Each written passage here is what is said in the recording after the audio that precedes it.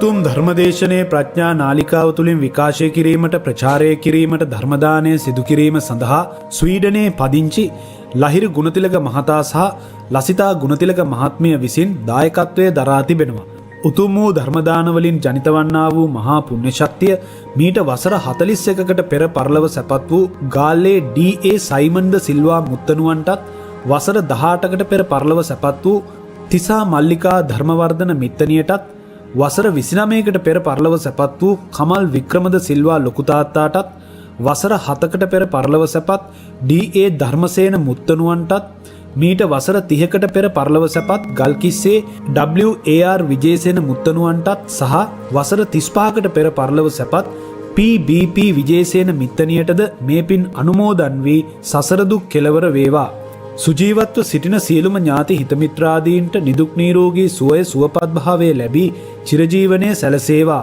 එසේම අද දින ජන්මදිනයේ යෙදෙන ලහිරු ගුණතිලක මහතාට සහ ජයන්ති ගින්නලිය ලොකු අම්මාට නිදුක් නිරෝගී සුවපත් භාවය ලැබී චිරජීවනයේ සැලසේවා. ත්‍රිවිධ රත්නයේ ආශිර්වාදය ලැබේවා. එසේම ලෝකයෙන් කොරෝනා වසංගතයේද ඉතා ඉක්මනින් තුරන් වේවා. සියලු වැසියන් සුවපත් වේවායි බලාපොරොත්තු වෙනවා. එසේම වේවායි ආශිර්වාද කරනවා. නමෝ තස්ස භගවතෝ අරහතෝ සම්මා සම්බුද්දස්ස. නමෝ තස්ස භගවතෝ අරහතෝ සම්මා සම්බුද්දස්ස.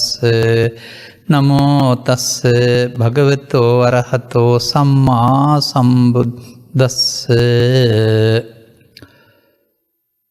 තිස්සෝ ඉමා භික්ඛවේ පටිපදා කතමා තිස්සෝ ආගල්හා පටිපදා නිච්ඡමා පටිපදා මජ්ක්‍ධිමා පටිපදාති.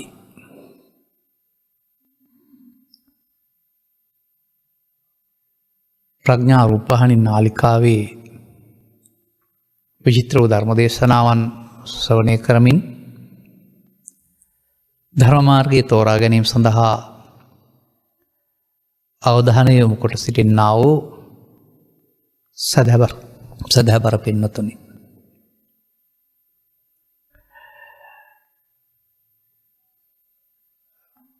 පටිපදා ප්‍රතිපදාව කියන වචනේ සාමාන්‍යයෙන් සිංහලට දුක්ඛ නිරෝධ ගාමිනී ප්‍රතිපදාව කතා කරන්නේ. අනුගමනීය ක්‍රියාමාර්ග කියන වචනේ තමයි මේකේ පවතින්නේ.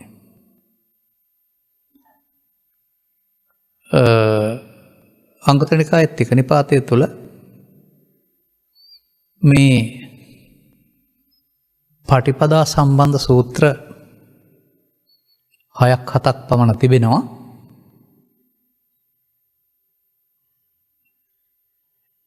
එක සමාන, එහෙමත් නැත්නම් එකිනෙකට වෙනස්. බාහිරින් බැලූ කල එකිනෙකට වෙනස් වන සහ ඇතුළතින් බැලූ කල එකම වශයෙන් හඳුනා ගන්න පුළුවන් මේ සූත්‍රවලට කියන්නේ පටිපදා සූත්‍ර කියලා. මේන් එකක් අරගෙන ධර්මයේ ගැඹුරු කරුණක් විවරණ කරන අදහසින් යුක්තව තමයි මා ඉහතින් මාතෘකාව ගනු ලැබුවේ. නමුත් මෙහි දෙකක් අපට අවශ්‍ය නැහැ ඇත්තටම. නමුත් අවශ්‍ය නැති වුණත් සමාජයේ දෙක් කොට්ටාසයක මිනිස් වර්ගයා මේ දෙක තුළ සිටිනවා. එයින් ඔබට ඔවුන්ට ලැබෙන දෙයක් පිළිබඳව අපට පැහැදිලි කරලා දෙන්න පුළුවන්. මේ ප්‍රතිපදාවල නම් ඉන්නේ ඔවුන්ට ලැබෙන දේ පිළිබඳව.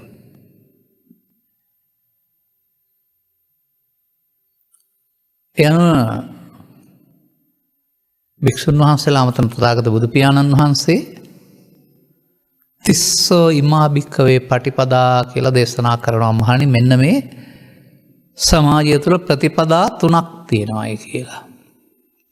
ප්‍රතිපදා කියූ පමණින් ඒක නිවන් මගම නෙමෙයි. මිනිසුන් ජීවත් වෙනකොට අනුගමනය කරන්නා වූ ප්‍රතිපදා කියන එක තමයි පෙන්වන්නේ. මොනවද මේ 3 කියලා පැහැදිලි කරන බුදුන් වහන්සේ කතමා තිස්සෝ ගාල්හා කියලා වචනයක් පාවිච්චි කරන පටිපදා කියලා. මේකටින් දන්න සිංහලෙන් කියන්න පුළුවන් නමුත් එතෙන්ට එන්න අපි ටිකක් හෙමින් මහන්සිලා බලමු. දැඩිවගත් රූක්ෂ කියන වචනය අරගත්තාම මිනිස් වර්ගයා අනුගමනය කරන්නා වූ ක්‍රියාමාර්ගයකට තථාගතයන් වහන්සේ තබා තිබෙන්නා වූ නමයි.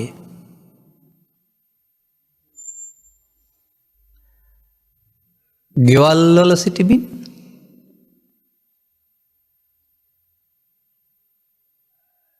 ජීවත් වෙන්න දරන සටනේදී ලෝභ දෝෂ මෝහයන් මුහුකුරා යාම නිසා අසංවේදී බවට පත්වමින් ඒ අසංවේදී බව තුළ එහෙම නැත්නම් මේ මානසික වේදනා තුළ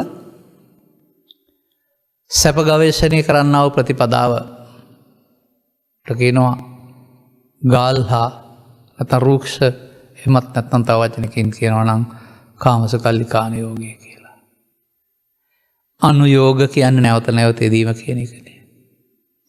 ඒ කියන්නේ අපිට තේරෙන භාෂාවෙන් කතා කරනවා නම් ඉන්ද්‍රිය ගෝචර සැපතටයි නිවන කියලා කියන්නේ ඊට එහා දෙයක් නැහැ. ඒක හොයාගන්නට පූර්ණ කාලය කැප කරන. කාලය ධනය ශ්‍රමයේ ශක්තිය කය ඔක්කොම කැප කරුවේ වෙනුවෙන්. ඊට එහා දෙයක් හොයන්නේ නැහැ. ඒක එදත් අදත් ඉදිරියටත් මේ සමාජයේ ගෘහස්ත ජීවිතයක් ගත කරන ඕනෑ කෙනෙකුගේ ප්‍රතිපදාවයි. ආගම් වශයෙන් කොහොම බෙදලා තිබුණත්, ගිහි පැවිදි වශයෙන් කොහොම බෙදලා තිබුණත්, සමාජයේ පෘථග්ජන නම් ඒ පෘථග්ජන පුද්ගලයා ඉන්ද්‍රිය ගෝචර සැප ඔස්සේ පිළිහු බඳිනවා. ඒකේ අඩු වැඩි වශයෙන් විඳ ගන්නවා. සමහරු දුක්ම විඳිනවා, සමහරු සැප දුක් විඳිනවා, සමහරු ලෞකික වශයෙන් සැපමත් විඳිනවා. මේකේ අවසානය ඒකයි බලන්න ඕන. අවසානය අනාගත ජීවිතයකට බලාපොරොත්තු තබා මරණයට පත්වීම. ඒක සදාකාලික ස්වර්ගය හෝ නිරය හෝ පවෙන් පරලෝ යාම හෝ පිනෙන් පරලෝ යාම විය හැකියි. ඔය එක එක්කෙනා හිතන හැටියට. සබ්බේ භායන්ති මච්චුනෝ. මරණයට මේ සියලු දෙනා බයයි. ඒ නිසා උන් ඉහාට ඉන්නවට කැමතියි.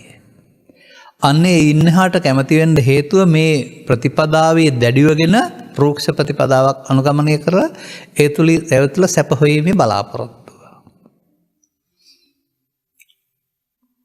එතකොට ඒක ධර්මයේ තුල නම් පැහැදිලි කරවදාරන්නේ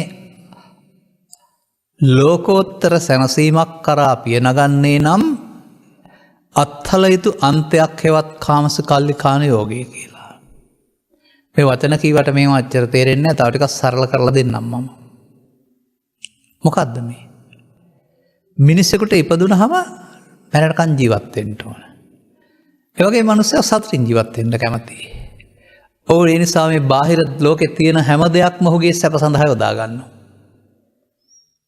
එතකොට ඔහු යොදාගන්නේ රූපය, ශබ්දය, ගන්ධය, රසය, පහස සහ අරමුණු කියන මේ පස්සාකාර අරමුණු සහ මනෝද්වාරික. ඒවයින් උපදින්නා වූ සතුට උන් ආස්වාදයේ වශයෙන් ගන්නවා. වේද සුඛයේ වශයෙන් සලකනු ලබනවා. එහෙම එකක් නැත්තේත් නැහැ. නමුත් බුදුරජාණන් වහන්සේ වදාරන්නේ ඒක පෘථග්ජන පුද්ගලයන්ගේ හීනෝ ගම්මෝ පුදුජ්ජනිකෝ අනරියෝ අනත්ත සංහිතෝ. අර ජීවිතයේ අවසානයේට සාර්ථක පිළිතුරක් ලැබෙන්නේ නැති එකක්. සමහරට පිනෙන් පරලෝ යාම නැවති ප්‍රතිඵලය ලැබෙන්න පුළුවන්. මෙහෙමත් දකින්න පුළුවන් මට නම්. අපි ළමා කාලට වඩා තරුණ කාල නිරෝධී, තරුණ කාල මැදි විට වෙන විට යම් යම් රෝග ලක්ෂණ, මහලු වෙන විට යම් යම් රෝග පීඩාවන්ගෙන් කය පෙළෙනවා. ඉතින් මේ වෛද්‍ය ප්‍රතිකාර ගැනීමෙන් හෝ ව්‍යායාම ගැනීමෙන් හෝ තවත් ක්‍රම මාර්ගයෙන් මේ රෝග ස්වභාවයන් අඩු කරන තවත් දිගු කල් ජීවත් වෙන්න පුළුවන්. හොඳයි, ඒ දිගු කල් ජීවත් වුණායි කියලාත් මරණයටපත් වෙන්නත් අහම කැමැත්තෙන් මරණයටපත් වෙන්න සිදු වෙයිද? එහෙම නැත්නම් දිගු කල් ජීවත් වුණායි කියලා මරණයටපත් නොවෙන්න පුළුවන් වෙයිද? නෑ, ආයෙත් අර අකමැති මරණය ළඟා වෙනවා. මානන්ද දකින්නේ නිසා මේ Taman අකමැති මරණය ළඟා වෙන එක වළක්වන්නට රැකියාවට හෝ මිල මුදල් හෝ ශරීර සෞඛ්‍යයට හෝ අධ්‍යාපනයට හෝ තව මොනවටවත් බෑ කියලා. නමුත් මිනිස්සු ඒ සඳහා මහන්සි වෙනවා.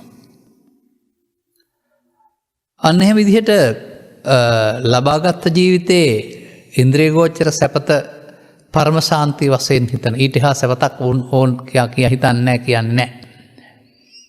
එම ප්‍රතිපදාවේ ලෝකයේ ඉන්නෝ බොහෝ දෙනෙක්.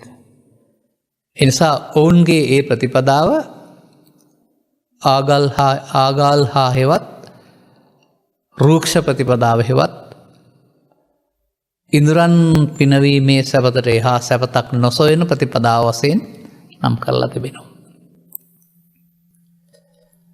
එක තථාගතයන් වහන්සේ නම් මිනිසාගේ සැප සොයන ගමනේදී මේ ලුහු බැඳ යාම මේ ලෝකේ ජීවත් වීම අතහැර යුතුයි කියලා කියන්නේ ඒ ලුහු බැඳ ගොස් හොයන එක අසාර්ථක උත්සාහයක් කියලා තමයි පෙන්වලා තිබෙන්නේ. ඊළඟට තව තියෙනවා නිජ්ජමා කියලා ප්‍රතිපදාවක්. අපි ඔකට ගනිමු රූක්ෂ ප්‍රතිපදාව කියලා. එහෙමත් නැත්නම් එදා සහ අද රටේ පවතිනා වූ විමුක්තිය බලාපොරොත්තුෙන් කරන්නා වූ රූක්ෂ ප්‍රතිපදා සියල්ල ගන්න වෙනවා. ඒවත් ඒ සූත්‍ර දේශනාව ගත්තොත් එහෙම එකෙත් 50ක් 60ක් 100ක් විතර තියෙනවා. ඒවා ඔක්කොම පාඩම් කරගන්න ඕනෙත් නැහැ. මට පාඩම් කරලත් නැහැ. උදාහරණයක් දෙකකින් කියන්නම්. දැන් ඔය ගෙදර දොරේ බිරිඳ දරුවන් භවභෝග සම්පත් වල සැප එපා කියලා අතහැරලා ගියා පිරිසක් නේ අතගලමතාන යෝගීන් කියන්නේ. ඔවුන් ඊට පස්සේ සිරුරට වෙහෙසක් දෙන එක. සිරුරට වද දෙන එක. සිරුර තවන එකක් තමයි අනුගමනය කළේ.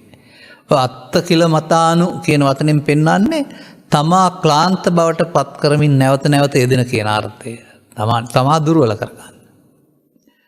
මේකෙදී එදා ඉන්දියානු සමාජයේ මේ අත්තකලමතාන යෝගීන් අනුගමනය කළා වූ සියලු දේවල් ටික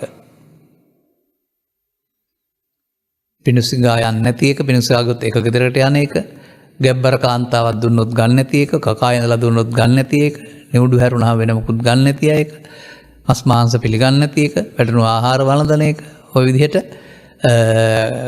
වුණක් වළඳන එක, ගොම වළඳන එක ඔන්නෝම පෙන්ලා තිනවා. ගොඩාක් විස්තර. එහෙම නැත්නම් තව මෙහෙමත් පෙන්ලා තිබෙනවා.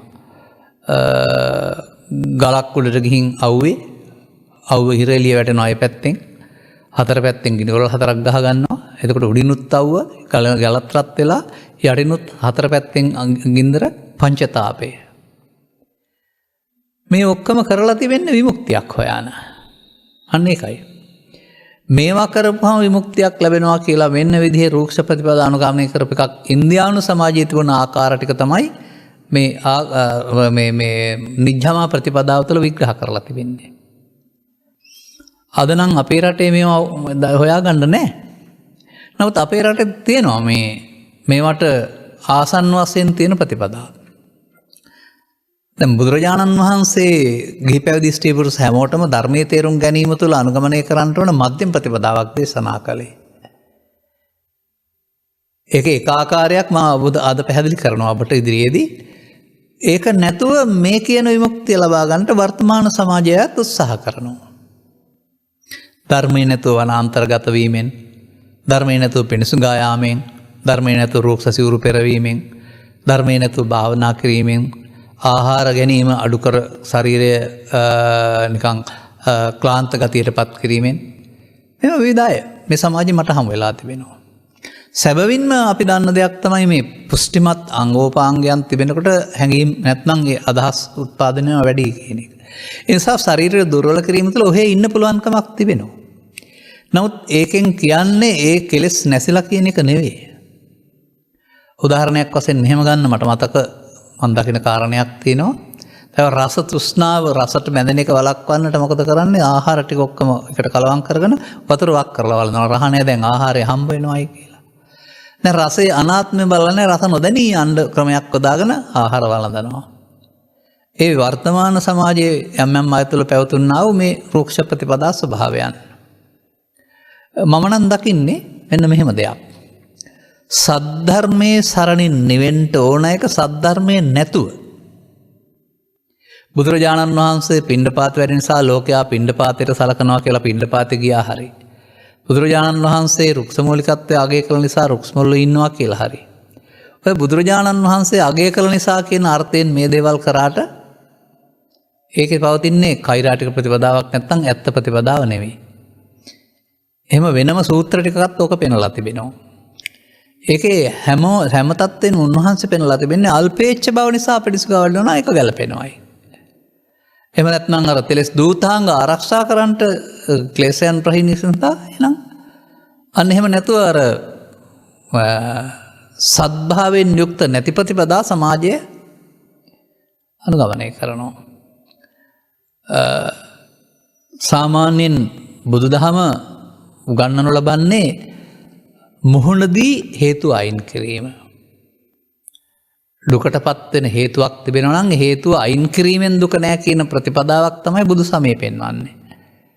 නමුත් ඒ දුකට හේතු නැති කිරීමෙන් දුක නැති කිරීම වෙනුවට දුකට හේතු මතුවෙන්න නොදීමෙන් දුකක් නැතුව ඉන්න පුළුවන් ක්‍රමයක් ලෝකේ පවතිනවා. ඒ ස්නායු දුර්වල කර ගැනීමෙන් මොළය මත් කර ගැනීමෙන් කියන කාරණයෙන් ලෝකේ අමතක කරන ප්‍රාථමිකම ප්‍රතිපදාව.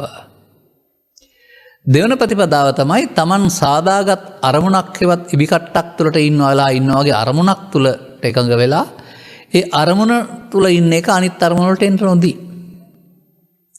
පැයක් හෝ දවසක් හෝ දවස් දෙකක් කෙනෙකුට ඒ අරමුණක ඉන්න පුළුවන් නම් ලෝකේ තියෙන මොනම දෙයක්වත් එයාට දැනෙන්නේ නැහැ. එතකොට මේ පැයක කායක සිදුවුණු කිසිම වේදනාවක් නැති හින්දා එයා ඒකට ආස කරනවා.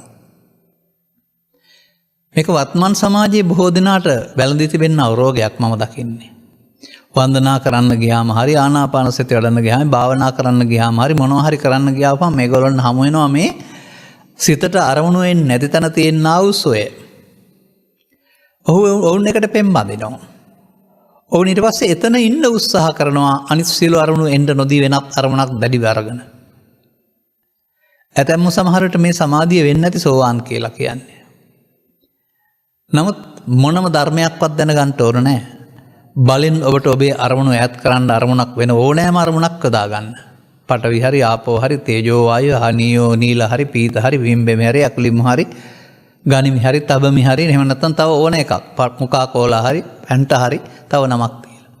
ඉතිවිසෝ භගවා හරි ඕම් ශාන්ති හරි නැවත නැවත කියලා බලන්න. ඔය කොයි දෙයකවත් ඒක අරමුණේ රැඳීම තුළ අනිත් අරමුණු එන්නේ නැතුව තුලින් ලබා ගන්නා වූ මේ සාන්සුන් බව සම්මා සමාධියම නෙවෙයි මිත්‍යා සමාධිය. නමුත් ඔක පළවෙනි වතාවට හම්බෙච්ච පුද්ගලයා ලොකු දෙයක් කියලා හිතාන මේකේ ඉන්න තමයි මහන්සි වෙන්නේ. මම ටිකක් විස්තර කළේ ඔය නිජ්ජමා ප්‍රතිපදාව හැම නැත්නම් රෝක්ෂ ප්‍රතිපදාව අත්තකලමතාන යෝගයේ වර්තමාන පුරු පැති. තවත් ඉතින් එක එක පුද්ගලයින් ඒ වගේ තමන් හදාගත්ත දේවල් අරමුණට අරගෙන ඒ අනිත් අරමුණ යටපත් කිරීම තුළින් මේ සුවේ ඉන්න උත්සාහ කරනවා. නමුත් ඔවුන්ට පසුව තේරේවි තවත් හදාගත්ත අරමුණක් තුළින් අනිත් අරමුණු හිතට එන්න නොදීම තුළින් ඒවැ පීඩණයෙන් කෙටි කාලීනව මිදුණ ඇරුණාම ඒවා සේරම එහෙම නේද කියලා. මීට වඩා මේ නිෂ්ඵල ප්‍රතිපදා දෙකට සාමාන්‍ය රූක්ෂ ප්‍රතිපදාව නම් නිෂ්ඵලමයි. නමුත් කාමසුඛාන යෝගය සම්බන්ධයෙන් ටිකක් වෙනස් විදිහක් පැහැදිලි කරන්න විනාඩි කිහිපයක් ගත්තත් කමක් නැහැ කියලා මට හිතෙනවා. ඔය අපි හිතන දිහක් තමයි මේ ලෝකේ තමයි මේවා තියෙන්නේ කියලා. අපි මේ සැප හොයන කාරණා බාහිර ලෝකේ වස්තුවල, රූපවල, ශබ්දවල, ගන්ධවල, රසවල ඒවා තියෙනවා කියලා තමයි අපි කල්පනා කරන්නේ. අපි ඒවා නිසා රස විඳිනවායි කියලා. නමුත් සංකප්ප රාගෝ පුරිසස්ස කාමා නේතේ කාමායානි චිත්‍රානි ලෝකේ කියලා බුදුන් වහන්සේ වදාළේ මොකද්ද? විචිත්‍ර වස්තුන්හි කාමයක් නැත ඒවා නිසා උපදවාගත්තා වූ සංකල්ප රාගයයි කාමය කියන්නේ කියලා. මෙන්න මේක ටිකක් හොයලා තේරුම් ගන්න ඕන දෙයක්. තමන් විසින් හොඳයි සැපයි සාන්තයි හරි නරකයි ආස්වාදජනකයි කියලා සමන්ගේ සිතුවිල්ලක් හදාගත්තාම ඒකයි තමයි මේ සංකප්ප රාගය කියන්නේ. ඉදිරියේ වස්තුවක තියෙන දෙයක් නෙමෙයි. නේතේ කාමා යානි චිත්‍රානි ලෝකේ කියන්නේ විචිත්‍ර වූ ආලම්බනයන්ගේ ආරම්මණයන්ගේ වස්තුන් වල ඇති කාමයක් නැත කියන එක. අපට ඒක තේරෙන්නේ නැහැ. අපි හිතන්නේ ඒ වගේම තමයි ඔක තියෙන්නේ කියලා. ඒ නිසා ඒවා දෙස බලා අපි සතුටු වෙනවා කියන්නේ ඒවායේ උදවෙන් සිතුවිල්ලක් උපදවාගෙන සතුටු වෙන එක. අපි උපදවාගන්නේ අපි හදාගත්ත සිතුවිල්ල ඒක බාහිර එකේ නෑ. බාහිරක ඔය කියන දේවල් තියෙනවා නම් රසවත් ගීතය ලෝකෙ ඔක්කොටම රසවත්. නීරස ගීතය ඔක්කොම නීරසයි. ගන්ධය ඔක්කොටම ගන්ධයක්. සුගන්ධය ඔක්කොටම සුගන්ධයක් වෙන්න ඕන.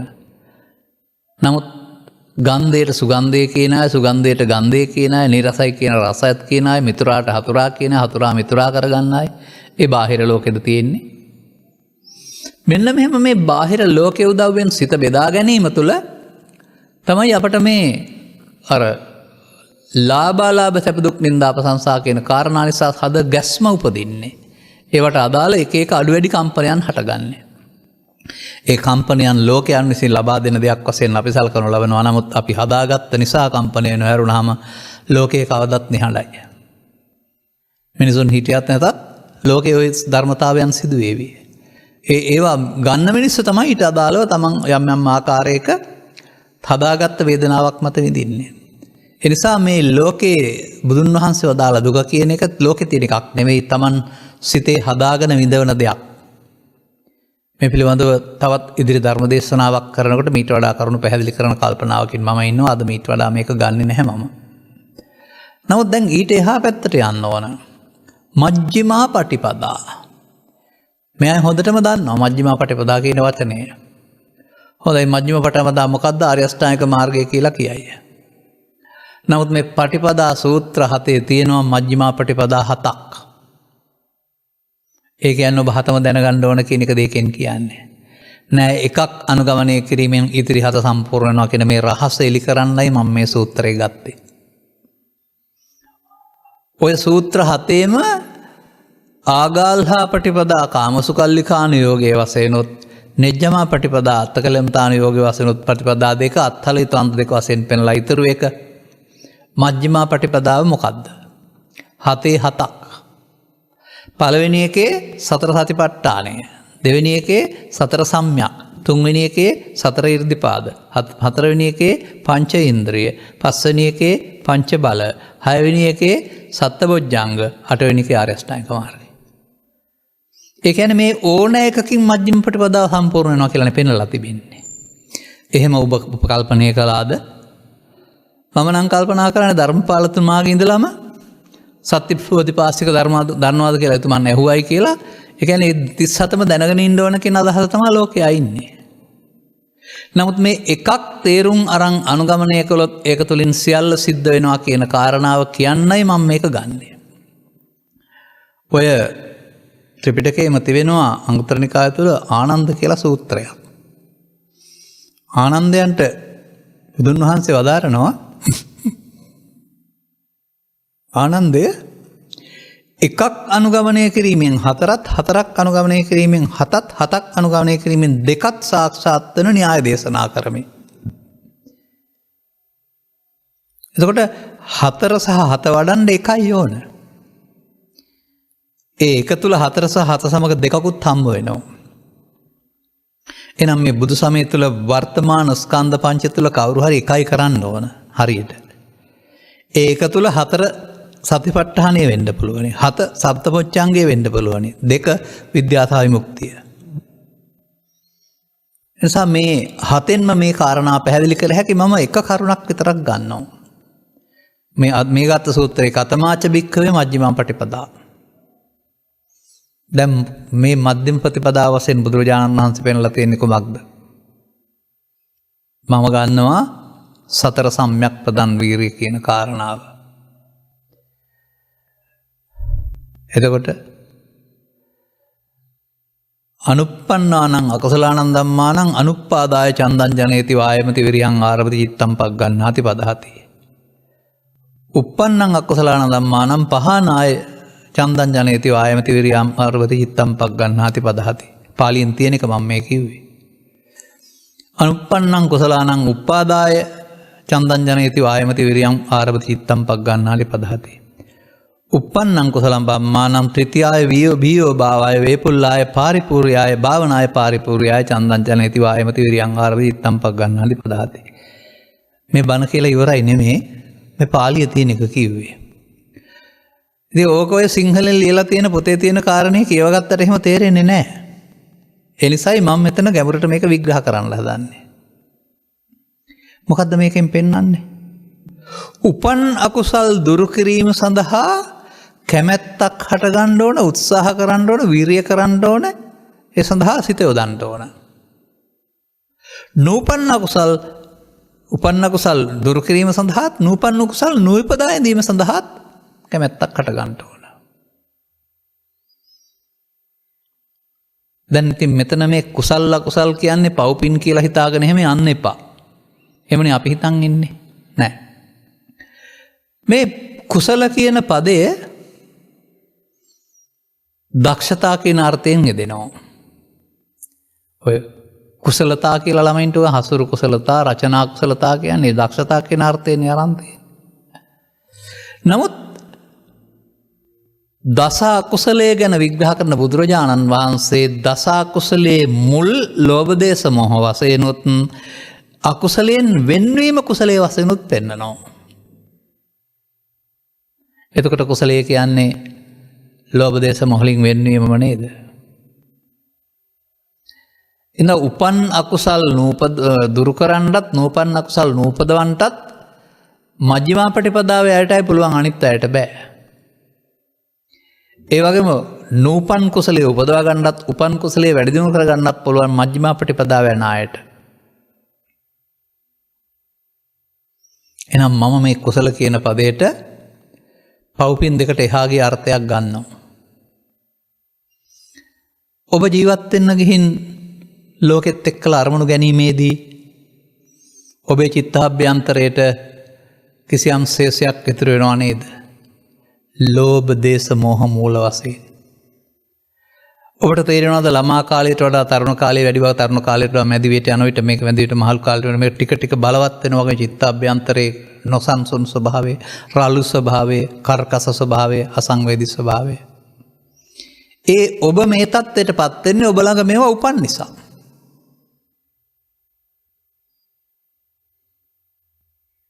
එතකොට එහෙනම් ඒවත් දුර වෙන විදිහක් තියෙන්න ඕන. අලුතින් ඒවා උපදින්න නැති විදිහක් තියෙන්නත් ඕන. ඒ සඳහා විරියං ආරභති චිත්තම් පග්ගන්හාති පදහති විනෝදේති බ්‍යන් තියෙන්නේ කරන්න ඕන වැඩ ටිකක්. සම්මා වායාමය කියන එකට යහපත් ව්‍යායාම කියලා යොදන්න එපා. ව්‍යායාම කිව්වම අතපය දිගාරණ එක කියලා හිතන්න බැරි නෑ. එතකොට උත්සාහයක්. කොහොමද මේ උපන් ඒවා දුර වෙනව ඇත්තේ? කොහොමද මේ නූපන් ඒවා නූපදා ඉන්නව ඇත්තේ? අන්න එහෙනම් අපේ සිත තුළ හටගත්ත දේවල් ප්‍රහාණය කරන්නත් පුළුවන්. අලුතින් හටගන්න නැතුව ඉන්නත් පුළුවන්. හැබැයි මේ මජ්ක්‍ධිමා ප්‍රතිපදාවේදී මම මෙතන ඔබට කියනවා නූපන් කුසල් කියන්නේ සෝවාන් ආදී මාර්ගඵලවලට නූපන් කුසල් උපදවන්න ඕන. උපන් කුසල් කියන්නේ සෝවාන් ආදී මාර්ගඵල සකෘදාගාමී අනාගාමී අරිහත් දක්වා දීර්ඝ කරනවට. ඒක උපන් කුසල් වැඩි දියුණු කිරීම, නැති මාර්ගඵල ලබා ගැනීම නූපන් කුසල් උපදවීම. එහෙම අහලා නැහැනේ. පොතෙත් එහෙම ලියලා නැහැනේ. නමුත් මේ බුදු සමයේ කුසල කියන පදේ පෙන්වන්නේ ඔතෙන්ටයි. ඒක විශේෂ දක්ෂතාවයක්, කුසලතාවයක්. එහෙනම් මේ හතරක් සම්‍යක් කරගන්න ඕනනේ. මේ හතර මිත්‍යා වෙලා තියෙන්නේ. අන්න අපි අර ගාල්හා පටිපදාවේ සහ නිජ්ජමා පටිපදාවේ යනකොට එතන මේ සම්බන්ධයෙන් උත්සාහ කිරීමක් සහ උත්සාහ කරන්නා වූ පුද්ගලයෙක් ඉන්නවා. මම මුල් කොටගෙන තමයි මේ කටයුතු කරන්නේ. නමුත් ඒ මම මුල් කොටගෙන කටයුතු කිරීමේදී මම යන්නම මුලාවක්. එතකොට යම් යම් ප්‍රතිපදා හෝ උපාදාන වශයෙන් ගන්නවා. එතකොට ඒක මමත්වයෙන් යුක්ත වීමක්. දැන් මෙහෙම කටයුතු කරලා තමයි අවුරුදු 10ක් හෝ 20ක් හෝ 30ක් හෝ 40ක් හෝ ඔබේ වයසට ඔබ දැන් පැමිණෙන්නේ මේ බාහිර ලෝකෙත් එක්කලා අර ආගාල්හ ප්‍රතිපදාවෙහිවත් කාමසුකල්ලිකාන යෝගයේදී ඒවා හොඳයි සැපයි සාන්තයි කෙලෙවත් සමග ඇලී හා ගැටි ඒවට අදාළ කොස්සක් කුණුකන්දලයක් සේසයක් අනුසයක් හිතේ ඉතුරු කරන් තියෙන්නේ. මේවට කියනවා ලෝභ මූල, දේශ මූල, මෝහ මූල නැත්තම් තණ්හානුසය. දැන් මෙන්න මේවා දුරු වෙන්න ඕන. ඒ වගේම 10 නම් තියෙන 11කටපත් නොවෙන්න ඕන. එහෙම වුණොත් එහෙම නූපන්න අකුසල් උපදනවා එනවා. එහෙනම් මේ උපන් අකුසලයේ නේද දුරු කරන්න ඕන කියලා පෙන්නන්නේ. මොකක්ද උපන් අකුසලයේ කියන්නේ? ඇසේදී, කනේදී, නාසයේදී, දිවේදී, කයේදී ඒවා ගැටීම නිසා හටගන්නා වූ කාම විතර්කය, ව්‍යාපාද විතර්කය, විහිංසා විතර්කය නැත්නම් ලෝභ, ද්වේෂ, මෝහය. හොඳයි, එබඳු අවස්ථාවක සමාජය කටයුතු කරන්නේ කොහොමද? ඔහු ආවේශ වෙනවා. ඔහුගේ කය ඒ ලෝභයෙන්, ද්වේෂයෙන්, මෝහෙන් ආවේශ වෙනවා. ඔහු පරාජය බාර ගන්න කැමති නැහැ. ඔහු විරුද්ධවාදියාට රිදවන්න, පලිගන්න, එකට කරන්න, විනාශ කරන්නම කැමති වෙනවා. ඒ නිසා ඔහුගේ කය වචන සිතේ මොහොතේ ලෝභයෙන්, ද්වේෂයෙන්, මෝහෙන් ආවේශ වී මාරාවේශව කටයුතු කරනවා. දැන් නූපන්න අකුසල් තව උපදිනව ඇරුණා උපන්න අකුසල් දුරු වෙයිද?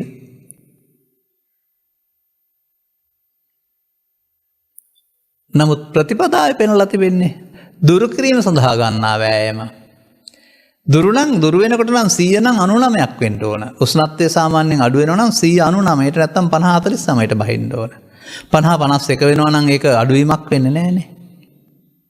අන්න ඒ වගේ මේ ඇලීමකදී, ගැටීමකදී, මුලාවකදී, ලෝභයෙන්, ද්වේෂයෙන්, මොහෙන් කටයුතු කිරීමේදී ඒක බාර අරගෙන ප්‍රතික්‍රියා දක්වන්න යනවා නම් යම් කිසි පුද්ගලයෙක් ලෝභයෙන්, ද්වේෂයෙන්, මොහෙන් අන්ධ වෙලා ඔහු කවදාවත් නූපන්න අකුසල් උපදවනව ඇරුණාම උපන්න අකුසල් දුරු කරන්නේ නැහැ. වීරිය කරන්න වෙලා තියෙනවා කියලා. එහෙනම් අපට එබඳු උත්සන්න හැඟීමකදී එතනින් එහාට කය වචන සිත විනාශය සඳහා මෙහෙවන් නැතුව සංසුන් වෙනතුරු ඉන්න, දරා ගන්න, සංසිඳව ගන්න හැකියාව තියෙන්න වෙනවා. උපන් ක්‍රෝධයේ යමෙක් වහා සංසිඳවයිද මං ඔහුට රතාචාරයයි ඒකේ බුදුන් වහන්සේ වදාරනවා. අනිත් අය රතාචාරය නෝ රහන් ගහන්න ඔය කියලා තිබෙනවා. ඒ කියන්නේ මේ උපන් දේවල් වහාම සංසිඳව ගන්න ඕන. මේ සංසිඳීම කියන පදේ තියෙන තැනක් නැද්ද? තේසං වූපසමෝ සුකෝ. අර උපසමය කියන්නේ සංසිඳීම. මොනවද? අන්න මෙතන නම් මේ උපන් ලෝභයේ, දේශයේ, මෝහේ නැත්තම් කාම විතර්කයේ, ව්‍යාපාද විතර්කයේ, විහිංසා විතර්කයේ මේවා තමයි. එහෙනම් ප්‍රතිපදාවේ යන පුද්ගලයාට වර්තමාන ලෝකයේ සමග ජීවත් වීමේදී දරුවන් හෝ බිරිඳ හෝ රැකියාව හෝ මුදල් හදල් හෝ දේශපාලන හෝ තවත් මොනියම් කාරණයක් නිසා හෝ මජ්ක්‍ධිමා ප්‍රතිපදාවේ යන කෙනෙකුට ලෝභය, ද්වේෂය, මෝහය පාවිච්චි කරලා දිනන්න ඉඩ නැහැ. ඒක මජ්ක්‍ධිමා වෙන්නේ නැහැ. දුරු කරන්න වෙනවා. අපට බැලුනේකට හුලං පුරවනකොට පුරවන ටික ටික විශාල වෙනවා පේන්නේ. පිරෙව වගේ මේක අස් කරන්නත් පුළුවන් නේ. අන්න ඒ වගේ මේ ලෝභ, දේශ, මෝහයන් වැඩෙන එක ප්‍රතිපදාවක්. ඒක අස් කරන්නත් පාරක් තියෙනවා. ඒවා ලෝභ කිරීමෙන්, ද්වේෂ කිරීමෙන්, මෝහ කිරීමෙන්, මමත්වයෙන් ගැනීමෙන් වැඩෙනවා. ඒකට පෙන්නනවා නහි වේරේන වේරානි. වෛර කරලා කවදාවත් මේක සංසිඳෙන්නේ නැහැ. අවේරේන ච නොකිරීමෙන්ද සංසිඳෙනවා. නොකිරීම කියන්නේ මොකද්ද? අන්න අර uppannam කාමවිතක්කං, uppannam ව්‍යාපාදිතක්කං, uppannam විහිංසාවිතක්කං කියලා කියන්නේ මෙන්න මේ කියන ආකාරයට උපන් දේවල් මත හැඟීම් වලට වහල් වී ගමරට සමාජයේ විරුද්ධවාදියක් කවුරුත් විනාශ කරන්න නොයා මේ හැඟීම වහාම චිත්තාභ්‍යන්තරේ නැසීමේ යන තැනට කටයුතු කරන්න වෙනවා. ඒක තමයි උපන්න අකුසල් දුරු කිරීම කියලා කියන්නේ. එහෙනම් අදට වඩා ඒක හෙට වෙනකොට 100%ක් නැති වුණේ නැතර හෙට අරට වඩා කුඩා වෙලා තියෙන්න ඕන. අන්න එහෙනම් අපිට මේ නොසන්සුන් වෙන මොහතක නොසන්සුන් බවට වහල් වී ඉදිරියට නොයාම තුළින් ඉතා ඉක්මනින් සංසුන් බවට පත්වීම සඳහා අපට උත්සාහයක් තියෙන්න වෙනවා. මේකට තේරෙන්න වෙනවා ලෝභයේ, දේශයේ, මෝහයේ නැත්නම් මේ චිත්ත වේදනාවේ තියෙනා වූ දැවිල්ලේ බරපතලකම මේවා අනවශ්‍ය දේවල් නේද? මේ මොකක්වත් නැති සංසුන් සිතකින් ඉන්න පුළුවන් නේද කියලා තේරුණාම අන්නේ සිතට කැමති වෙනවා අපි. විදර්ශනා උපේක්ෂා කියන වචනේත් පාවිච්චි කරනවා. අපි මේ කැළඹෙන ස්වභාවයට වඩා සංසුන් ස්වභාවයට ආසනම් කැළඹෙන ස්වභාවයෙන් ඉතා ඉක්මනින් ඉවත් වෙන්න බලනවා. නමුත් මේක සංසාරයේ මිනිස්සුන්ට පුරුදුනේ නෑ. මිනිස්සුන්ට පුරුදුනේ ඒක තවදුරටත් වැඩි දියුණු කරමින් ප්‍රතික්‍රියා දක්වන මාර්ගය. ඒ පෘථග්ජනයා සතු මාර්ගය. ඒ නිසා මේ සම්මා වායාමයේ මේ නැත්තම් මේ ප්‍රතිපදාව මජ්ක්‍ධිමා ප්‍රතිපදාව ආර්ය ප්‍රතිපදාවක්. දුකට හේතු දැකලා දුකට හේතු අස්කිරීම සඳහා ප්‍රවිෂ්ඨ වුණ අයට තියෙන එකක් කරුණාම අනිත් අයට කියන්නේ ඔක ලියන්න කියන්න පාඩම් කරන්න විතරයි. මේ විදිහට උපන් එක සංසිද්ධවන්ට වෙනවා අලුතෙන් උපදවා ගන්නත් බෑ. අනුප්පාදාය චන්දං ජනේති වායමති විරියං ආරභති. නොයිපදීම සඳහා කැමැත්තක් ඉපදලා තියෙන්න වෙනවා. ඒ සඳහා උත්සාහ කරන්න වෙනවා. ඒ සඳහා වීරිය කරන්න වෙනවා. ඒ වගේ මේ සඳහා සිත යොදන්න වෙනවා. බැහැර කරන්න වෙනවා ඒ කාරණාව. ඒ කියන්නේ අලුතෙන් දෙයක් එකතු කරන්න බෑ. මේ වෙන විට දුකට කරුණු ඔබට 60 නම් තියෙන්නේ 61 70 කරන්න බෑ. ඒ කියන්නේ අලුත් උපාදානයක් හදාගන්න නැතුව ඉන්න ඔබට වීරිය තියෙන්න වෙනවා. සැබවින්ම මේ දුක් වැඩි වෙන්නේ ඇලෙන කරුණු සංඛ්‍යාව ඉහළ යන නිසාය. දුක් ගෙනත් දෙන්නේ බාහිර වස්තුනව තමන්ගේ හිතේ හදාගෙන තිබෙන්නා වූ මේ උපාදාන හේතුව කියලා තේරුම් ගත්ත පුද්ගලයා තවත් එක් හේතුවක් හෝ චිත්තාභ්‍යන්තරයේ සංගවා ගන්නට කල්පනා කරන්නේ. ඔවුන්ට ඒවා ගැරණි හැවකටත් වඩා පිළිකුල් කියන්න ඕන. ඔවුන් බැහැර කරන්නමයි හදන්නේ. නමුත් ඒක වටහාගත් ආරි ප්‍රතිපදාවේ තියෙන දෙයක්. එතකොට මේ ක්‍රියාවලියේදී මොකද වෙන්නේ? අලුතෙන් කෙලෙස් හටගන්නේ නැහැ. උපන් කෙලෙස් වල ප්‍රහාණයක් සිද්ධ වෙනවා. ඒ කියන්නේ මේ හතරේ ගියත් ආර්ය අෂ්ටාංගික මාර්ගයේ ඔක්කොගේම යනවා. අන්න ඒකයි මට මෙතන කියන්න ඕන. ඔබට තේරෙන එකක් තේරුම් අරගෙන ඒක අනුගමනය කරන්න. එතකොට අනිත් සියල්ල ඒක සිද්ධ වෙනවා. බෝධිපාක්ෂික ධර්ම 37ම සම්පූර්ණ වෙන්නේ අන්න ඒ විදිහට එක ක්‍රියාමාර්ගයක් තුළ. එකයි කරන්න ඕන. අවබෝධයක් නැති අපි මේ සේරම පාඩම් කරන ලියනවා කියනවා පාඩම් කරනවා මුල ඉඳලා යන්න ඕන කියලා හිතන් ඉන්නවා. නමුත් පටිපදා සූත්‍ර 7 බැලුවොත් ඔය කියන විදිහට හැම එකේම මජ්ක්‍ධිම පටිපදාව මේ බෝධිපාක්ෂික ධර්ම 37 කණ්ඩායම් 7 ඔස්සේ ගලපලා තියෙන්නේ. හරි. ඒක තරමක් ඔබට තේරුම් ගන්න ලේසි වෙන්න පුළුවන්. මොකද උපන් කියන එක තේරෙන උපන් ලෝභය, උපන් ද්වේෂය, උපන් මෝහය අර නොසන්සුන් ස්වභාවය කටයුතු නොකොට ඒක සාමාන්‍යයෙන් මෙහෙම තේරුම් ගන්න ඕන කරුණක්. ඔය සංසුන් ස්වභාවයක විහාරස්ථානයක ඕක කරන්න දෙයක් නැහැ සංසුන්වයි ස්වභාවයෙන්ම. නමුත් තරඟයකදී පාසල් අධ්‍යාපනයේදී ශිෂ්‍යයාට ඉගැන්වීමේදී දරුවන් සැදීමේදී දේශපාලන මේ කාරණාවලදී තමයි මේ ගැටීම හටගන්නේ මමත්වයේ මූලික කොටගෙන.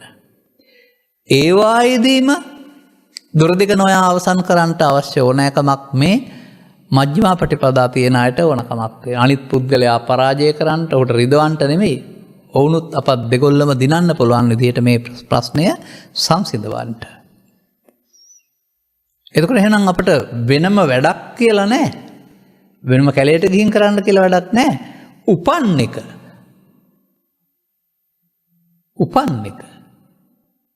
උපන් එක දුරු කරන්න ඕන උපදවා ගන්න නැතුව ඉන්න වෙනවා. මේ සඳහා දීලා තියෙන කාලය දවල්ද රැයද අනාගතයේද නෑ. මේ සඳහා දීලා තියෙන මොහොත වර්තමානය. වර්තමානයේ තමන් ජීවත් වෙන ශේස්ත්‍රය තුළ ඇසට කනට නාසයට දිවට ගැටෙන ආකාරයෙන් ඒවා ආශ්‍රයෙන්ම මේක සංසිඳුමේ පාරට හැරෙන්නේ මේ ආගාල්හ ප්‍රතිපදාවේ තිබෙන්නා වූ අසාරත්වය, නිජ්ජමා ප්‍රතිපදාවේ තිබෙන්නා වූ කටුකත්වයේ තේරුම් අරගෙන මේ සඳහා අවශ්‍ය ධර්මයක් තේරුණාය. මජ්ක්‍ධිමා ප්‍රතිපදාව යන ධර්මය තේරුණායනේ. මජ්ක්‍ධිමා ප්‍රතිපදාව යන අයට අතීතය අනාගතය කියලා දෙපැත්තක් ගන්න බෑ. වර්තමාන මොහොතයි ගන්න පුළුවන්කමක් තියෙනවා. වර්තමාන මොහොතට කෘත්‍රිමව යමක් ගන්න බෑ. එන එකක් තියෙන්න පුළුවන්. එන එකේ දැවිල්ලක් ඇවිල්ලක් නැත්තම් සංසුන් නොනිසා දැන් හැදිලා අදිලා තියෙන්නේ. තවදුරටත් තියෙන දැවිලි කැවිලි හංගන්න පුළුවන්කමක් නෑ. එනවා ඒ ආවහම තමයි අවසන් කරන්න ඕන. ආවහම පස්සේ ගන්න ඉදිරියට තැබුවොත් අවසන් වෙන්නේ නැහැ. පැවැත්ම සඳහා කොටස්කරුවෙක් බවට පත් වෙනවා. අන්න ආවහම ප්‍රතික්‍රියා දක්වන්නට යන්නේ නැතිව මේ උපන් දේ දුරු කරන්නට අවශ්‍ය ශක්තිය ධෛර්යය ලබා ගන්න පුළුවන් වෙනවා. දැන් අපි යමු ඊළඟ එකට. නූපන් කුසල් උපදවා උපන් කුසල් වැඩි දියුණු කරන්න ඕනේ. මජ්ක්‍ධිම ප්‍රතිපදාවේ මොනවද සිද්ධ වෙන්න ඕනේ? අන්න මේ පෘථග්ජන පුද්ගලයා අරමුණ තුළ රැවටි අරමුණේ ආස්වාදයෙන් ගමන යනවා. පෘථග්ජන පුද්ගලයාට සෝතාපන්න කියන වචනේදී සෝත ආර්ය අෂ්ටාංගික මාර්ගය ආපන්න පැමිණේ. ඇත්තට මේ සෝවාන් වෙනවා කියන වචනට මේ සමාජයේ හරියට අර්ථ විග්‍රහයන් තියෙනවා. පුද්ගලයා සෝවාන් වෙන්න මාර්ගඵලයක් ලබන්න යන්න කටයුතු කරනවා. කොයි විදිහේ කල්පනා කරනවද දන්නේ කයද සිතද එහෙම නැත්නම් කෙස්ද දත්ද මූණද ඇඳුද මොනවද මේ සෝවාන් වෙනවා ඇත්තේ? පුද්ගලයා සෝවාන් වෙනවාද පුද්ගලයා තුළ පුද්ගලයෙක් නොව ඇත්තේ ස්කන්ධ පංචකයක් බව තේරුම් අරගෙන ස්කන්ධ පංචකයේ ආත්මය සත්වයාට දුක හදන බව තේරුම් අරගෙන ස්කන්ධ පංචකයේ අනාත්මය සත්වයා දුකින් මුදවන බව තේරුම් ගැනීම සෝවාන් වීමද? අනික සෝවාන් වලින් මොනවද ලබන්න පුළුවන්? මම නම් අහලා තියෙන්නේ මෙහෙමයි. සෝවාන් ආදී මාර්ගඵල පිළිම ප්‍රත්‍යක්ෂ කටයුතු අමෘත මහා නිර්වාණ සම්පත්තිය. එහෙනම් සෝවාන් වීම යනු නිවන් ලැබීම. 100ක් නෙමෙයි එහෙම දෙයක් එහෙම සංසුන් බවක් තියෙන බව ප්‍රත්‍යක්ෂ වීම. අන්න ඒකට කියනවා නූපන් කුසල් උපදවීම කියලා. එහෙනම් ලෝභ දේශ මොහ ඡය කරගෙන යාමේදී ලෝභ දේශ මොහයන්ගෙන් දැවෙන්නේ නැති ස්කන්ධ පංචකයන් හටගෙන උපාදාන නොවි අවසන් වෙන තැනටපත් වෙන්න ගත්තොත් අර දැවිලි තැවිලි නැති අනුන්ට Taman රිදවන්ට කැමති නැති තත්වයකදී ඔහුට ලැබේවි සංසුන් බවක්. අන්න ඒක ධර්මයේ සරණින් ක්ලේශ ධර්මයන් පහවීමෙන් උපදවා ගත්තොත් එතකොට අපට ඒකට ලෝකෝත්තර ධානය කියලා නම තියන්න පුළුවන්. ඒ සංසුන් ස්වභාවයේ කෙලෙස් යටපත් කරන උපදවා ගත්තොත් අපට ඒකට ලෝකෝත්තර ධානය හෙවත් මාර්ගඵල කියන්න බෑ. අපට ඒකට ලෞකික ධානය කියන්න පුළුවන්. දෙකේදීම ලබා තිබෙනා වූ සංසුන් භාවයේ වෙනසක් නැති බැවින් පෘථග්ජනයා සහ ආර්යයා මෙතනදී දෙන්නම විශේෂයෙන් බෞද්ධ කියලා කතා කරන්නා වූ පෘථග්ජනෝ මං සෝවාන් කියලා හිතයි.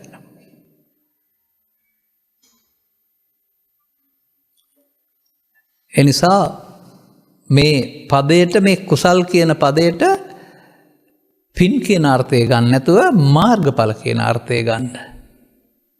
එතකොට එහෙනම් පෘථග්ජන පුද්ගලයාට නූපන් කුසල් තියෙන්නේ තාම. එහෙනම් ඔහු නූපන් මාර්ගඵල උපදවා ගන්නට ඔහුට සක්කාය දිට්ඨිය විචිකිච්ඡාව සීලබ්බත පරාමාසය යන කුමක්දයි වැටහිලා ඒ දෘෂ්ටි වලින් අත මිදෙන්න වෙනවා.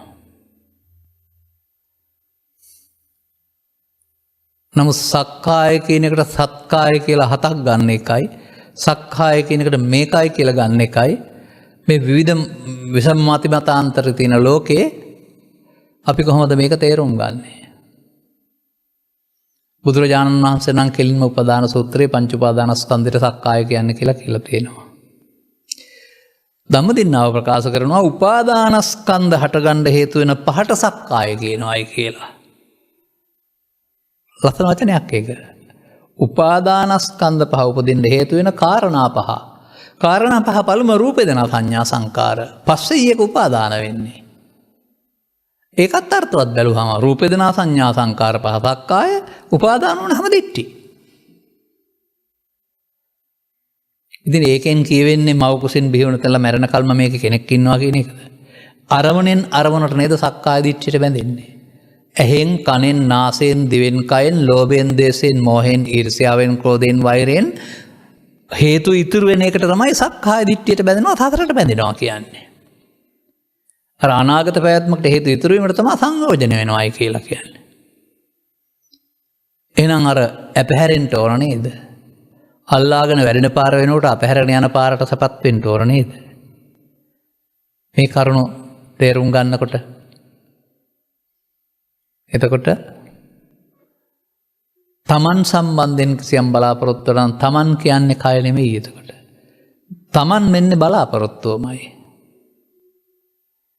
ඒ බඳු තත්ත්වයක් තුළ අර දහම් පෙළේ සඳහන් පරිදි නම් ස්කන්ධ පංචකයෙන් පංචකයට යමක් යන්නේ නැති බව දැනගෙන අල්ලා ගැනීම තුළ පැවැත්ම සිදු වූ බව තේරුම් අරන් අල්ලා නොගැනීමෙන් පැවැත්ම කැඩෙන බව. ඒක මොනම ශික්ෂාපදයක් තුලවත් කරන්න බැරි බව තේරුම් ගත්තහම ඔය මජ්ක්‍ධිමා ප්‍රතිපදාවේ විතරයි ඒක තියෙන්නේ කියලා අන්න ශික්ෂාව සීලබ්බත පරාමාසයක් දුර වෙලා යන්න පුළුවන්. අපට මේ සිදුවෙන සිද්ධිය වෙන්න පුළුවන් විදිහක් තේරුම් ගන්න. ඒක පුද්ගලයෙක් වශයෙන් ඉඳගෙන ඉඳලා කරන්න පුළුවන් දෙයක් නෙමෙයි. අරමුණ වල තමයි අපි බැඳෙන්නේ. අරමුණට පැමිණෙනවට මොකද්ද කියන්නේ? අරමුණ මමත්වයට පැමිණෙනවට සක්කාය දිට්ඨියට පැමිණෙනවා. පැමිණෙන්න එපා කියලා කොහොමද දේශනා කරලා තියෙන්නේ? අත්තානු දිට්ඨින් වූහච් සක්කාය දිට්ඨියට නොපැමිණෙමින් මායාව පරාජය කරන්න. අර සක්කාය දිට්ඨිය කියන්නේ මේකයි නම් ජීවිතේ එක සැරේන්න පැමිණෙන්නේ. නමුත් නැවත නැවතත් මේ අවස්ථාව උදා කරගෙන නොපැමිණීම තුළින් මොකද වෙන්නේ? අර අනාගත ඵල උපදින හේතු ඉතුරු නොමින් නිමා වෙන එක නේද? එහෙනම් සෝවාන් වීමත් සමග නිවන් දැක්ක බුදුන් දැක්කා කියන එකේ තේරුම මොකක්ද ඒක? මාර්ගඵලය කියන එකේ තේරුම නිවන් අවබෝධ වීම නේද? වෙන මොකවත් පදවියත් ආනන්තරයක් උපාධියක් ලැබීම වගේ එකක් නෙවෙයි නේද? මිනිසා සතුව පවතිනා වූ මෙහෙම උත්තරීතර සෝයක් සැනසීමක් තියෙනවා. ඒක තමන් මේ කෙලෙස් ප්‍රහීන වීම තුළ දුටුවයි කියන කෙලෙස් යටපත් කිරීම තුළ දකින්න එක ඕක වෙන්නේ නැහැ. ඒක බුදුහාමුදුරුවෝ පහළ වෙන්න ඉස්සෙල්ලා අත්කල මත අනුയോഗයෙන් හදාගත්තා වූ ලෞකික මාර්ගයේ ප්‍රතිඵලයක්. වර්තමානයේ සමාජයේ ධර්මයේ ගැඹුරු නොයැටෙන තුරු ලෞකික මාර්ගයේ සහ ලෝකෝත්තර මාර්ගයේ වෙනම වෙන් කරගන්න බෑ. සුදු ඇඳුමින්ම සිවුරෙන්ම ලෞකික මාර්ගයේ ලෝකෝත්තර මාර්ගය කියලා හිතාන නැත්නම් පැවිදි වෙලා උපසම්පදා වෙලා උපාසිකා වෙලා කියලා හිතාගෙන මේ ලෞකික මාර්ගයේ යන අය කොපමණක් මේ සමාජයේ ඉන්නවද? තමන් හිතන් ඉන්නවා තමන් බුදුන් වදාළ මාර්ගය යන්නේ කියලා. නමුත් සංස්කාරයන්ගේ අනික් දුක්ඛ අනාත්මය මරණ සතිය එහෙම නැත්නම් සතිය පාවිච්චි කරන බොජ්ජංග වැඩෙන හැටි මොනවා හරි ධර්ම කාරණයක් තුළ ස්කන්ධ පංචකයේ උදේවැය සමුදේවැය ශේෂ නිරෝධය අවශේෂ නිරෝධය මේක තේරුම් ගත්තේ නැත්නම් වෙන පාරකින් යන්නේ. අන්න දැන් අපට එහෙමනම් අර උපන්න කුසල් දුරු වෙනකොට නූපන්න කුසල් නූපදිනකොට ඊළඟට දොර ඇරෙනවා නූපන් කුසල් උපදින්න.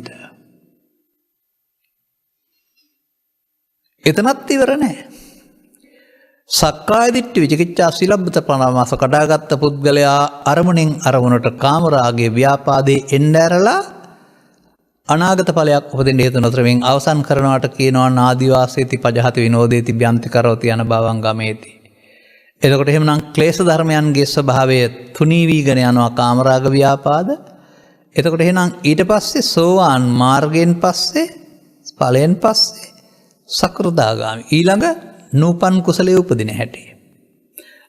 අර ව්‍යායාමයෙන් නිකම් බෑ. අර අත්තාන දිට්ඨිය ඌහච්ච නැත්තම් සක්කාය දිට්ඨියට නොපැමිණීමට දරන උත්සාහය තුලින්ම මේ නූපන් කුසලයේ උට හඳුනා ගන්නට ලැබෙවි.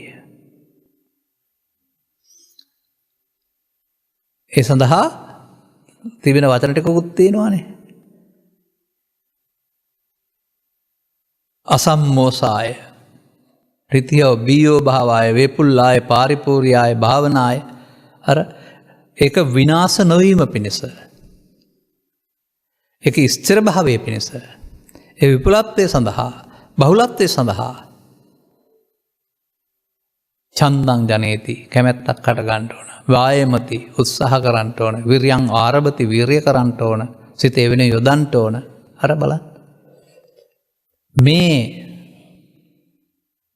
සංසුන් සුවය නැත්නම් මේ සල්ලේකයෙන් ලැබෙන සංසිඳීමෙන් ලැබෙනා වූ දැවෙන්නේ නැති ස්වභාවය පිළිබඳ ඉඟිය වැටුණ පුද්ගලයා ඒක 105ක් අයිති කරගන්න වෙනකොට 10ක් 15ක් දක්වා අධිකින් දිගටම සම්පූර්ණයෙන් අයිති කරගන්න පාරේ යන්න මහන්සි වෙන්නේ නැද්ද? දැන් එතකොට එහෙනම් මේ නූපන් අකුසල් නූපදින්නේ උපන් අකුසල් දුරු වෙන්නේ මේ කියන එක ආර්ය මාර්ගයේදී. මේ කෙලෙස් නැසෙනවට කියන පදයක් මේක. කෙලෙස් නැසෙනවට ලැබෙනා වූ මාර්ගඵල පිළිවෙලේ මාර්ගඵල වලට තමයි නූපන් කුසල් උපදිනවා උපන් අකුසල් වැඩි දියුණු වෙනවා කියලා කියන්නේ. අන්න සකෘදාගාමී වුණා නම් උපන් කුසලයේ වැඩි දියුණු වෙනවා. සකෘදාගාමී පුද්ගලයා තවදුරටත් මේ කාමරාග ව්‍යාපාද අරමුණට රැවටෙන්නේ නැතුව තුනී කරනකොට කාමරාග ව්‍යාපාද තුනී විනාශ වෙනකොට තවත් නූපන් කුසලයක් උපදිනවා. දැන් අකුසලයෙන් වෙන්නේ මේ කුසලයේ කියන පදයට යොදා තිබෙන අර්ථය පැහැදිලි වෙනව නේද ඔබට? තේරුම් ගන්න උත්සාහ කරන්න. එතකොට මේ ක්‍රියාමාර්ගයේ යනකොට ආය සතිපට්ඨානෙ වෙනම හොයන්න ඕන නැහැ. ආය සතර ඉරිදිපාද වෙනම හොයන්න ඕන නැහැ. ආය පංචේන්ද්‍රිය වෙනම හොයන්න ඕන නැහැ. ආය පංච බල වෙනම හොයන්න ඕන නැහැ. ඕකෙදීම සද්ධාවිලි සති ඉන්ද්‍රිය වැඩෙනවා. සද්ධාවිරි සති බල වැඩෙනවා. සති ධම්මවිචේ විරිය ප්‍රීති වැඩෙනවා. අන්න ඒක තමයි විතර විශේෂයෙන් තේරුම් ගන්න ඕන. මේ සූත්‍ර හත තුලින් තේරුම් ගන්න ඕන. Taman තේරුම් ගත්ත එක ක්‍රියාමාර්ගයක් තුළ සම්පූර්ණ බෝධිපාක්ෂික ධර්ම සියල්ල වැඩෙනවා කියන එක තථාගතයන් වහන්සේ මේ සූත්‍ර තුළ පෙන්වලා තිබෙනවා. ආයක යලි යලිත් කියන්නේ මේ සමාජයේ මේ 37ම පාඩම් කරන 37ම වඩන්න ඕන. පඩිපෙලෙන් පඩිපෙලට යන්න ඕන කියලා කල්පනා කරන නිසා. ඉතින් එතනින් එහා පැත්තට මේ ප්‍රතිපදාවේ ආපන්න පැමිණි ආරි මාර්ග පැමිණි ඒ පුද්ගලයා මේ සංසිඳුන ස්වභාවයේ තිබෙන්නා වූ සැනසීම ලාභ අලාභ සැප දුක් නිന്ദා ප්‍රශංසානම් වූ ලෝක ධර්මතාවයන් ඔහුට තර්ජනය කරන විට බුදුරජාණන් වහන්සේට බමුණෝ බැනලා ගහන්න හැදුවා වගේ මිනිමරුවෙක් කියලා චෝදනා කරද්දී උන්වහන්සේට නොසලී ඉන්න පුළුවන් වුණා වගේ බාර ගැනීමෙන් ඇතුළත මතුවෙන්න ලෝභයක් ද්වේෂයක් මොහයක් නැති විට ඇහෙනවා පමණයි ඇහිම් බාර ගන්නෙක් නැහැ. කොතරම් මේ අවුල් සහගත මිනිසුන් අනුම්පද කියන සමාජයේ මේවා බාර නොගැනීම තුළින් Taman වික්ෂිප්ත භාවයට පත් නොවීන්ට පුළුවන් සැනසීමක් මේ තුළ ලබා දෙන බව පැහැදිලි වෙනකොට ඒ උපදවා ගන්නට අකමැති වෙන්නේ කවුද? ඉතින් මේ පිළිබඳ උදන් ගැනීම තියෙනවා. වේරිනේසු මනුස්සේසු විහරාමා වේරිනෝ. වෛරයේ උත්සාහ මිනිසුන් අතර ඒ බඳු වෛරයක් නැති අපි සුවසේ ජීවත් වෙමු. උස්සුකේසු මනුස්සේසු විහරාම අනුස්සුකෝ. පංචකාමීම ලබන්න උත්සාහ වන මිනිසුන් අතර ඒ පිළිබඳ තරගයක් නැති අපි සුවසේ ජීවත් වෙමු. අන්න ඒ විදිහට මේ බුදුරජාණන් වහන්සේ මේ ලෝභයේ දේශේ මෝහයේ සංසිඳීමෙන් ලැබෙන දෙය තමයි මේ සෝය කියලා පෙන්ලා තිබෙන්නේ. සමහර විට එය ධර්මයේ වෙන්න බැරිද? සමහර විට එය නිර්වාණය වෙන්න බැරිද? සමහර විට එයටයි බුදුන් කියන්නේ වෙන්න බැරිද? ස්ථිර වශයෙන් නොකිය වෙන්න බැරිද කියලා කියන්නේ තවත් ඉස්සරහට තියලා. එහෙමයි අපේ දැනුම පුළුල් වෙන්න ඕන. මේ අපි හැඟීමක් හිතට අරගෙන තමන්ට අහිත පිණිස අනුන්ට අහිත පිණිස කටයුතු කිරීම සහ තමන් මානසික විඳීම කියන මේ කාරණා ධර්මයේ නැති පුද්ගලයාගේ හදවතේ තියෙන්නේ. ඒ වද වේදනා දෙන්න යන්නේ නැත්නම් එතකොට ඒ බඳු දේවල් දෙන්නේ නැති අය මානසික නැද්ද? තවත් කවුරුවත් පා ගන්න, පහර ගන්න, පරාජය කරන්න, රිද්දවන්න, වංචනා කරන්න මේවට යන්නේ නැහැ නේද? අනේකයි මම කියන්නේ මිනිස් සමාජයේ මේවා සේ කරන වර්තමානයේ හැදුනහම තමයි සාධාරණ සමාජයක්, දැහැමි සමාජයක්, සංසුන් සමාජයක්. මැරිලා මේක ලැබුවට හරි අනාගත බුදුන් වහන්සේ ලබා දෙනවා පොරොන්දු අපිට කළාට හරි මේක හමු වෙන්නේ නැහැ. අන්න ඒකයි බුදුසමෙන් අපේක්ෂිත සමාජයේ ධර්මයේ සරණින්තරව ස්ථාපිත කරන්න බැරි. ඒ ව්‍යාජ රංගනයක් විතරයි ඒ විට. නළුවෙක් යම්කිසි චරිතයක් රංගන යනවා. එහෙම නැත්නම් යම්කිසි පුද්ගලෙක් ජීවත් වෙනවා.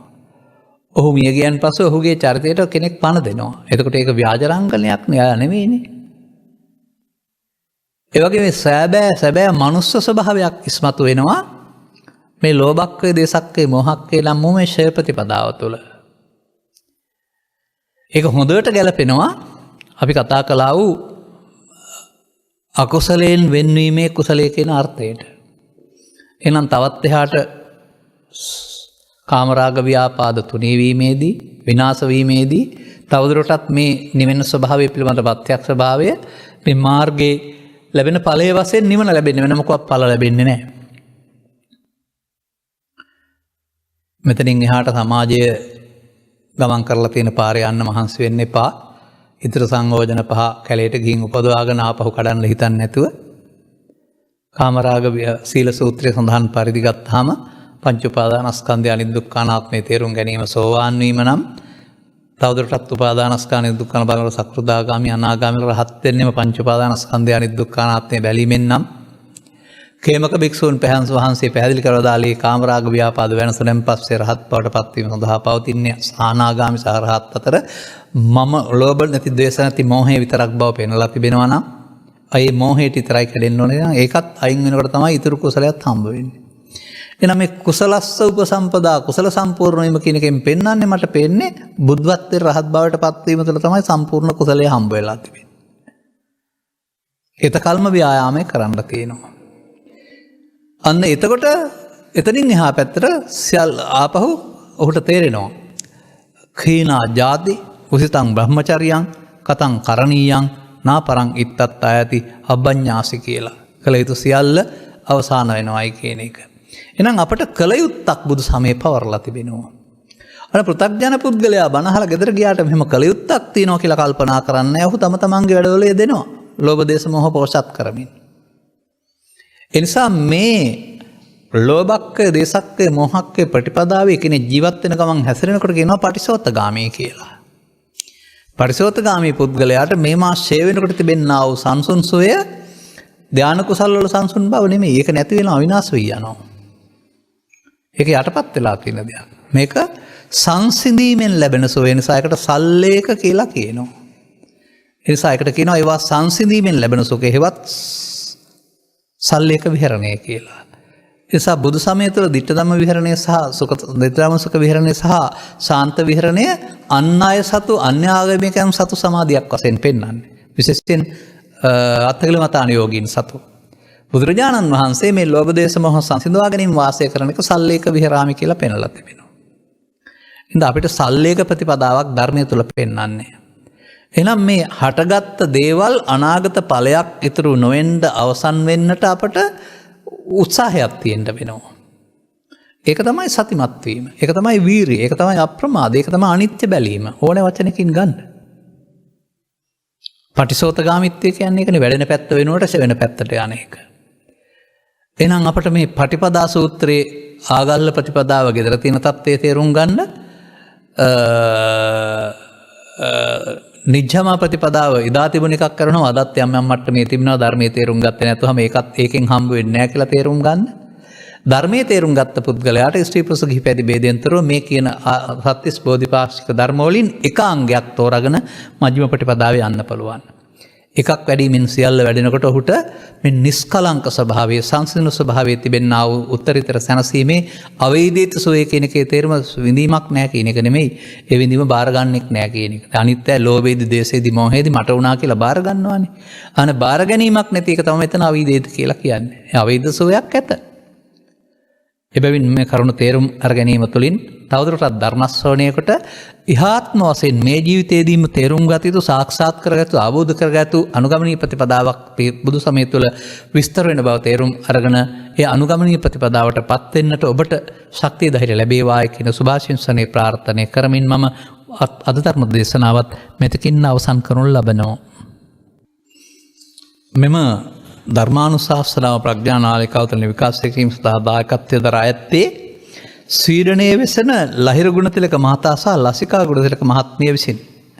මෙම උතුම් ධර්ම දානය සඳහා දායකත්ව දරුවුන් දෙදෙනා මීට වසර 41කට පෙර පරලෝසපත් වූ ගාල්ලේ ඩී.ඒ. සයිමන් ද සිල්වා මුත්තණුවන්ටත් වසර 18කට පෙර පරලෝසපත් තිසා මල්ලිකා සමරවර්ධන මිත්තණියන්ටත් වසර 29කට පෙර පරලෝසපත් කමල් වික්‍රමසිංහ ද සිල්වා ලොකු තාත්තාටත් වසර 7කට පෙර පරලෝසපත් D.A. ධර්මසේන මුත්තණුවන්ටත් මීට වසර 30කට පෙර පරලෝසපත් ගල්කිස්සේ W.A.R. විජේසේන මුත්තණුවන්ටත් වසර 35කට පෙර පරලෝසපත් PBP විජේසේන මිත්තණියටත් නිත්‍යනයත් ගෞරවයෙන් සිහිපත් කරමින් පවුලේ ඥාතීන් වශයෙන් ඔවුන් අතර කිසියම් කෙනෙක් පින් කැමතිව පින් මදව පින් බලාපොරොත්තු වාසය කරත් නම් පින් අනුමෝදන් කරගෙන ජීවිතය සැපවත් කරගෙන මතු ජීවිතයකදී සසර දුක් කෙලවර ගනිත්වා කියන ප්‍රාර්ථනය කරන්ට ඔවුන් මේ දායකත්වය දරා තිබෙනවා.